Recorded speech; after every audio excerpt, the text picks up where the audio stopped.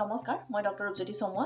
আজি আমি কথা পাতিম এটা অতি কমন সমস্যাৰ বিষয়ে, যিটো প্ৰতি ৩জন ভাৰতীয়ৰ ভিতৰত এজন ভাৰতীয়ৰ দেহত দেখা পোৱা যায় আৰু প্ৰতি বছৰে 10 মিলিয়নতকৈ বেছি মানুহ এই ৰোগত আক্ৰান্ত হয় আমাৰ ইণ্ডিয়াত। গতিকে আপোনালোকে অনুমান কৰিব পাৰিছে যে এই সমস্যাটো আমাৰ মাজত কিমান কমন হয়। আৰু এই সমস্যাটো হৈছে ফেটি লিভাৰ ডিজিজ। কি কাৰণে আমাৰ ফেটি লিভাৰ ডিজিজ হ'ব পাৰে সেইসমূহ জনা থাকিলে আমি অতি সহজে ফেটি লিভাৰ ডিজিজ নোহোৱাকৈ আমি নিজকে বচাই ৰাখিব পাৰোঁ। সেইকাৰণে আজি মই এই ভিডিঅ'টোৰ যোগেদি আপোনালোকক জনাবলৈ চেষ্টা কৰিম যে ফেটি লিভাৰ ডিজিজ আচলতে কিয় হয়, ইয়াৰ লক্ষণসমূহ আমি দেখা পাওঁনে কোনো ব্যক্তিৰ শৰীৰত, আৰু ফেটি লিভাৰ ডিজিজ হ'লে আমি কি সাৱধানতা ল'ব লাগিব, ফেটি লিভাৰ ডিজিজ কি প্ৰকাৰৰ হয়, কি কাৰণে হয়, এই গোটেইখিনি ট্ৰিটমেণ্ট কেনেকুৱা, এই গোটেইখিনি সামৰি মই আপোনালোকক এই ভিডিঅ'টোৰ যোগেৰে ফেটি লিভাৰৰ বিষয়ে এইটো যে জনাব চেষ্টা কৰিম।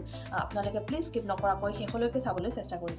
প্ৰথমে জনা হওক ফেটি লিভাৰ ডিজিজ কি হয়। আমাৰ শৰীৰৰ থকা লিভাৰত অৰ্থাৎ যকৃতত যেতিয়া ফেট অতিৰিক্তভাৱে জমা হয় তেতিয়া আমি ইয়াক ফেটি লিভাৰ বুলি কওঁ, আৰু ইয়াৰ ফলত যিবিলাক চিমটমছ দেখা পোৱা যায় বা ইয়াৰ আনুষংগিক যিবিলাক সমস্যা দেখা যায় এই গোটেইখিনি সামৰি আমি ফেটি লিভাৰ ডিজিজ বুলি কওঁ। গতিকে ফেটি লিভাৰ ডিজিজত কিবা লক্ষণ দেখা পোৱা যায়নে ৰোগীৰ শৰীৰত, এইটো এটা অতি গুৰুত্বপূৰ্ণ কথা, কিয়নো ফেটি লিভাৰ ডিজিজৰ 90% ব্যক্তিৰ ক্ষেত্ৰতেই কিন্তু ইনিচিয়েল অৱস্থাত একো লক্ষণ দেখা পোৱা নাযায়।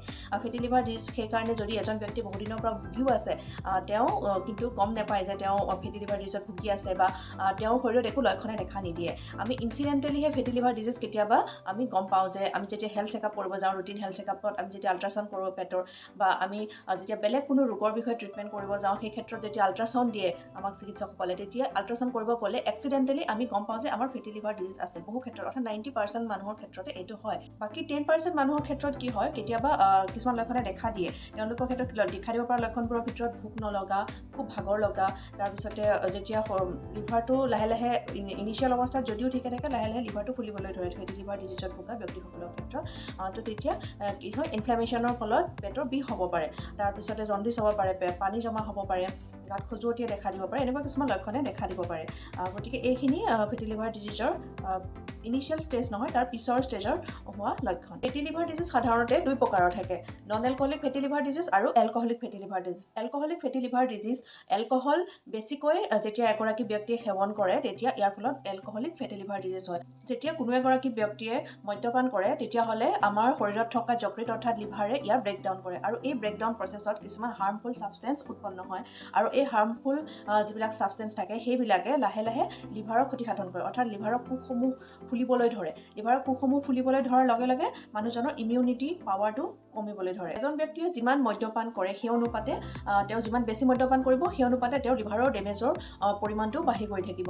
লিভাৰ ডেমেজৰ এই যিটো অৱস্থা অৰ্থাৎ এলকহলিক ফেটি লিভাৰ ডিজিজটো এলকহল ৰিলেটেড লিভাৰ ডিজিজৰ প্ৰথম ষ্টেজ, আৰু ইয়াক যদি আমি ৰোধ কৰিব নোৱাৰোঁ, অৰ্থাৎ আমি মদ্যপান যদি সেৱনৰ পৰা আমি হাত সাৰিব নোৱাৰোঁ, তেতিয়াহ'লে ই গৈ পিছত এলকহলিক হেপাটাইটিছ বা লিভাৰ চিৰচিছলৈ পৰিৱৰ্তিত হ'ব পাৰে। নন এলকহলিক ফেটি লিভাৰ ডিজিজ এলকহলৰ লগত ৰিলেটেড নহয়, ই আমাৰ মেইনলি বেড লাইফষ্টাইলৰ লগতহে ৰিলেটেড। অৰ্থাৎ আমি যদি মেদবহুলতাত ভুগি আছোঁ, আমি যদি শাৰীৰিক এক্সাৰচাইজ সদায় নকৰোঁ, আমি এটা লাইফষ্টাইল আমি জীৱন যাপন কৰি থাকোঁ, ইয়াৰ পিছতে যদি আমি অতিৰিক্ত মেদযুক্ত অৰ্থাৎ চৰ্বিযুক্ত আহাৰ খাওঁ, সেই অনুপাতে আমি আমাৰ ঘৰুৱা যিখিনি এক্সাৰচাইজ কৰিব লাগে বা আমি যিখিনি ৱৰ্কআউট কৰিব লাগে সেইখিনি নকৰোঁ, অতিমাত্ৰা আমি চৰ্বিযুক্ত আহাৰ খোৱাৰ বিপৰীতে পানী কমকৈ সেৱন কৰোঁ, ফাইবাৰযুক্ত আহাৰ কমকৈ খাওঁ, আৰু যিবিলাক ৰেডিমেড পেকেজ ফুড থাকে সেইবিলাক আমি কনজাম্পশ্যন বেছিকৈ কৰোঁ, ফাষ্টফুডৰ ব্যৱহাৰ বেছিকৈ কৰোঁ, আৰু চুগাৰ প্ৰেছাৰ এইবিলাকত যদি কোনোবা ভুগি থাকে তেতিয়াহ'লে সেইসকল ব্যক্তিও কিন্তু এই নন এলকহলিক ফেটি লিভাৰ ডিজিজত ভোগাৰ সম্ভাৱনা বেছি থাকে। যিসকল ব্যক্তিৰ BMI 25তকৈ বেছি, তেওঁলোক এই ৰোগত ভোগাৰ বহুত বেছি সম্ভাৱনা থাকে, অৰ্থাৎ তেওঁলোক মেদবহুলতা যিহেতু ভোগে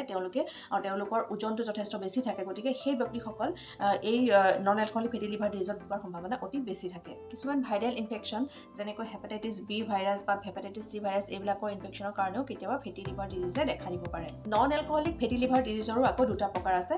এক নম্বৰ হ'ল চিম্পল ফেটি লিভাৰ ডিজিজ, অৰ্থাৎ এই অৱস্থাটোত লিভাৰৰ কোষসমূহৰ একো ডেমেজ নহয়, লিভাৰৰ কোষসমূহৰ ইনফ্লেমেশ্যন নহয়, আৰু এই অৱস্থাটোত ৰোগীসকলৰ একো সমস্যাৰ সৃষ্টি নহয়। ইয়াক আমি লাইফষ্টাইল মডিফিকেশ্যনৰ দ্বাৰা আমি ঠিক কৰিব পাৰোঁ। নন এলকহলিক ফেটি লিভাৰ ডিজিজৰ ছেকেণ্ড প্ৰকাৰটো হ'ল নন এলকহলিক ষ্টিয়েটো হেপাটাইটিছ অৰ্থাৎ নাছ শব্দটো হয়তো সকলোৱে শুনিছে।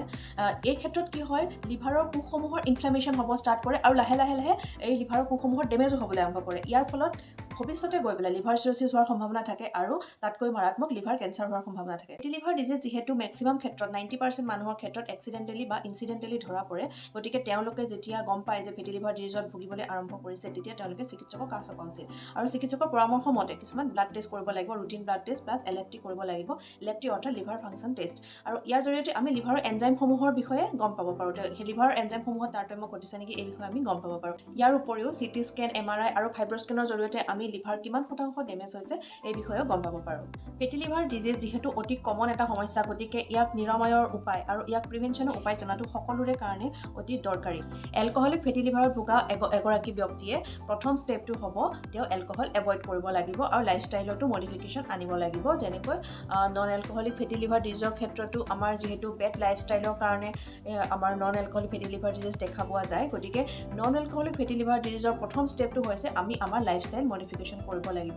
আচলতে এতিয়াও ফেটি লিভাৰ ডিজিজৰ কোনো নিৰ্দিষ্ট মেডিচিন নাই, গতিকে আমি ফেটি লিভাৰ ডিজিজ কি কাৰণে হয় সেই কাৰণসমূহ যদি আমি ঠিক কৰিব পাৰোঁ, সেই কাৰণসমূহত যদি আমি পৰিৱৰ্তন আনিব পাৰোঁ, তেতিয়াহ'লে ফেটি লিভাৰ ডিজিজটো আমি নিজেই বহু শতাংশ আমি কণ্ট্ৰলত ৰাখিব পাৰোঁ। লাইফষ্টাইল মডিফিকেশ্যন কৰাৰ ক্ষেত্ৰত আপোনাৰ এক্সাৰচাইজ ডেইলি কৰিব লাগিব, আপুনি ফাইবাৰ ৰিচ ডাইট খাব লাগিব, ডেইলি আপুনি পানী খাব লাগিব, 3 to 4 লিটাৰ পানী প্ৰতি দিনে খাব লাগিব। তাৰপিছতে আপুনি চৰ্বিযুক্ত আহাৰ কমকৈ খাব লাগিব, তেল, ঘি, মছলা, স্পাইচি খাদ্য, ৰেডিমেড খাদ্য এইবিলাক বেছিকৈ আপুনি খাব নালাগিব।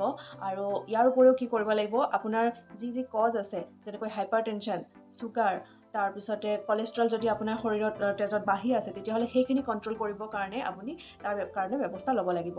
তেতিয়া সেইখিনি মডিফিকেশ্যন কৰাৰ লগে লগে ফেটি লিভাৰ ডিজিজো আমাৰ কমিবলৈ ধৰে।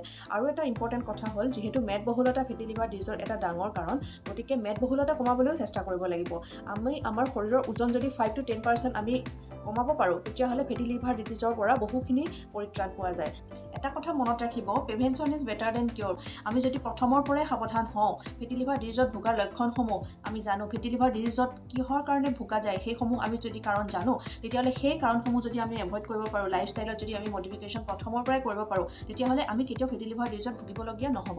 আৰু যদি ফেটি লিভাৰ ডিজিজত আমি অলৰেডি ভুগিব ষ্টাৰ্ট কৰিছোঁ, তেতিয়াও কিন্তু আমি এনেদৰে লাইফষ্টাইল মডিফিকেশ্যনখিনি কৰিব লাগিব, খোৱা বোৱাত মডিফিকেশ্যন আনিব লাগিব, এক্সাৰচাইজ কৰিব লাগিব। আপুনি আপোনাৰ খাদ্যত তেল, মছলা, ঘি এইবিলাকৰ সলনি খাদ্যত আপোনালোকে চালাড বা ফাইবাৰ ৰিচ ডাইট, মই আগতে উল্লেখ কৰিছোঁ ফাইবাৰ ৰিচ ডাইট যথেষ্ট উপকাৰী আমাৰ শৰীৰৰ কাৰণে, তো এইখিনি আপোনালোকে ল'ব লাগিব। এলকহল একেবাৰেই এভইড কৰিব লাগিব।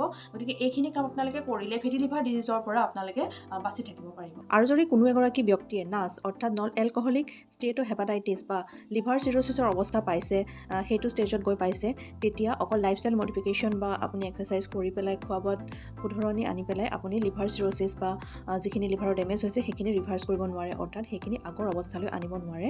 সেই অৱস্থাত আপোনালোকে চিকিৎসকৰ পৰামৰ্শ অতি গুৰুত্বপূৰ্ণ, আৰু এই ক্ষেত্ৰত যিখিনি তেওঁলোকে চিম্পটমেটিক ট্ৰিটমেণ্ট দিব সেইখিনি লোৱাটো অতি গুৰুত্বপূৰ্ণ। গতিকে এনে অৱস্থাত যদি আপোনালোকে কোনোবাই ভুগি আছে, তেতিয়াহ'লে অতি সোনকালে চিকিৎসকৰ ওচৰ চাপা দৰকাৰ আৰু তেওঁলোকৰ পৰামৰ্শ মতে ট্ৰিটমেণ্ট গ্ৰহণ কৰাটো দৰকাৰ। আশা কৰোঁ ফেটি লিভাৰ ডিজিজৰ বিষয়ে আপোনালোকে কিছু কথা জানিব পাৰিলে।